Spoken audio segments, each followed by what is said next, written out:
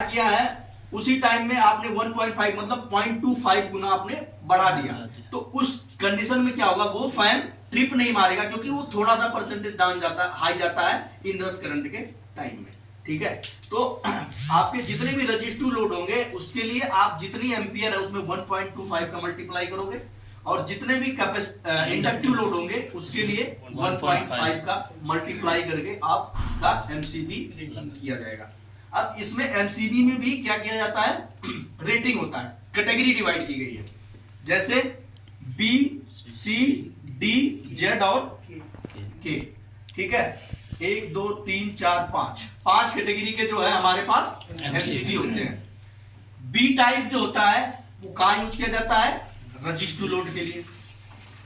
सी type कहां use किया जाता है, इंडक्टिव लोड के लिए। ठीक है, डी टाइप कहां यूज किया जाता है,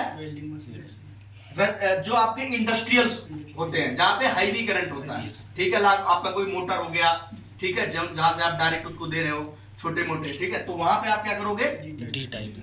जेड और के जो है ये आपके एक्सरे मशीन और जो बहुत ही सेंसिटिव मशीन होते हैं जिनकी फ्रीक्वेंसी हाई होती है, वहां पे हम इन दोनों एमसीबी का यूज करते हैं। अब इनकी एक और कैटेगरी है, जब बी और सी और डी है, इनकी क्या होती है, टाइमिंग होती है।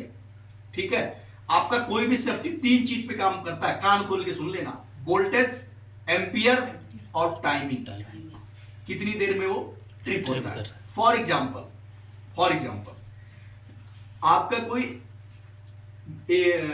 एमसीबी ले लो, ठीक है, हर एक एमसीबी का टाइमिंग होता है कि इतने एम्पियर में इतने मिली सेकंड में ये ट्रिप कर जाएगा। ठीक है, जिसको एक आपका के रेटिंग भी होता है, जैसे आप देखते होगे एमसीबी पे लिखा होता है 10K। Yes sir. 10K का मतलब क्या होता है, 10,000 के। That is the breaking capacity. क्या, ब्रेकिंग कैपेसिटी तब उसकी जरूरत हमें तब पड़ती है जब हमारा अगर किसी भी चीज का ब्रेकिंग कैपेसिटी कैलकुलेटेड नहीं रहेगा तो उसमें बर्न हो जाएगा, तुम्हारा कहीं भी शॉर्ट सर्किट होगा, वो तेरा जो प्रोटेक्शन डिवाइस है वही उसी में आग लग जाएगा। रीजन, क्योंकि तुम्हें यही नहीं पता कि कितने पे में उसको कितने मिली सेकंड में और कितना एम्पियर वो झेल सकता है फॉर ड्यूरिंग दैट टाइम, जो आपका मिली सेकंड था। तो वो उस मिली सेकंड के लिए जो उसका डिसाइडेड है 10,000 एम्पियर तक झेल सकता है। मान लो कहीं शॉर्ट सर्किट होता है तो वहां पे क्या होता है, इनफाइनाइट करंट होता है।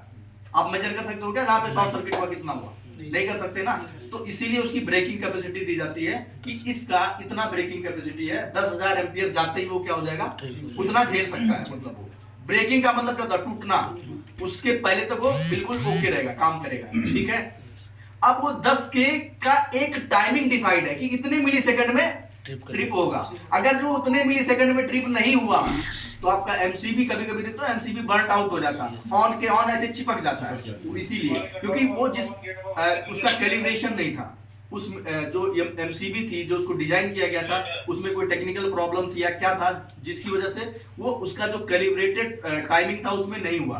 तो इसमें हमें क्या होता है, इसीलिए हम आप देखते होंगे हमारी जितनी भी एलसीबी होती है इनकी टेस्टिंग करते हैं। क्यों करते हैं, उसमें हम ये देखते हैं ना कितनी मिली उसमें एम्पियर में और कितने सेकंड में ट्रिप हुआ, कितने मिली सेकंड में ट्रिप हुआ, वो इसीलिए देखा जाता है कि आप उसका कैलिब्रेशन चेक कर रहे हो कि वो काम भी कर रहा है या पता नहीं कम कर रहा है। ठीक है, हाई करंट हुआ, उसके जो मेकिंग और ब्रेकिंग कॉन्टैक्ट है वो चिपके पड़े रह गए, वो यही आप देखते हो एमसीबी बिल्कुल ऐसी टाइट हो जाती है, चिपक जाती है बिल्कुल, वो इसीलिए क्योंकि अगर जो पर्टिकुलर उस टाइमिंग पे ट्रिपिंग नहीं हुआ, मान लो 10 मिली सेकंड है, 10 मिली सेकंड के अंदर ट्रिप नहीं हुआ, वो मान लो 25 मिली सेकंड या 40 मिली सेकंड तक पहुंच गया, या हो सकता है कि पूरा का पूरा 1 सेकंड ही तक ट्रिप नहीं हुआ, लेकिन वो जो 10,000 आपका बना